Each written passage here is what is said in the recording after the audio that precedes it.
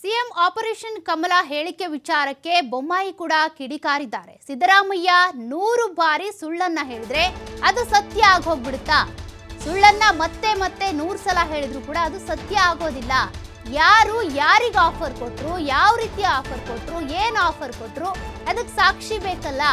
ಯಾವ MLA ಎಲ್ಲವನ್ನೂ ಕೂಡ ಬಹಿರಂಗಪಡಿಸಬೇಕು. ಯಾವ MLAಗೆ ಅವರು ಆಫರ್ ಮಾಡಿದ್ರು ಅಂತ, ಯಾರು ಅಂತ ಹೇಳಬೇಕು. ಇಲ್ಲದಿದ್ರೆ ಅದು ಹಿಟ್ ಅಂಡ್ ರನ್ ಆಗ್ಬಿಡುತ್ತೆ.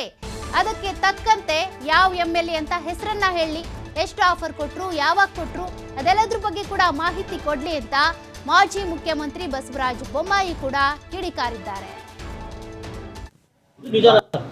ಇದು ಶುದ್ಧ ಸುಳ್ಳು. ಇತ್ತೀಚೆಗೆ ಸಿದ್ದರಾಮಯ್ಯ ಅವರು 100 ಬಾರಿ ಸುಳ್ಳು ಹೇಳಿದ್ರೆ ಸತ್ಯ ಆಗುತ್ತೆ ಅನ್ನುವಂಥದ್ದು ಫಾರ್ಮುಲಾ ಹಿಡ್ಕೊಂಡ್ಬಿಟ್ಟಿದ್ದಾರೆ. ಎಲ್ಲ ವಿಚಾರದಲ್ಲಿ ಸುಳ್ಳು ಹೇಳಕ್ಕೆ, ಆರ್ಥಿಕ ವಿಚಾರದಲ್ಲಿ ಸುಳ್ಳು ಹೇಳಿದ್ದಾರೆ, ಬಜೆಟ್ ವಿಚಾರದಲ್ಲಿ ಸುಳ್ಳು ಹೇಳಿದ್ದಾರೆ. ಈಗ ಶಾಸಕರನ್ನ ಸೆಳೆಯೋದಕ್ಕೆ 55 ಕೋಟಿ ಕೊಡ್ತಾರೆ. ನಾನು ದಯವಿಟ್ಟು ಒಬ್ಬ ಜವಾಬ್ದಾರಿ ಸ್ಥಾನದಲ್ಲಿದ್ದಾರೆ ಸಿದ್ದರಾಮಯ್ಯ, ಮುಖ್ಯಮಂತ್ರಿ ಸ್ಥಾನದಲ್ಲಿದ್ದಾರೆ. ಈ ಥರ ಲಘುವಾಗಿ ಮಾತಾಡೋದು. ಯಾರಿಗೆ ಯಾರು ಆಫರ್ ಕೊಟ್ಟರು, ಯಾವ MLA ಆಫರ್ ಕೊಟ್ಟರು, ಆ MLA ಯಾರು ಅಥವಾ ಯಾರು ಲೀಡರ್ ಆಫರ್ ಕೊಟ್ಟರು ಎಲ್ಲ ಬೇರೆಗೆ ಬರ್ಸ್ಬೇಕು.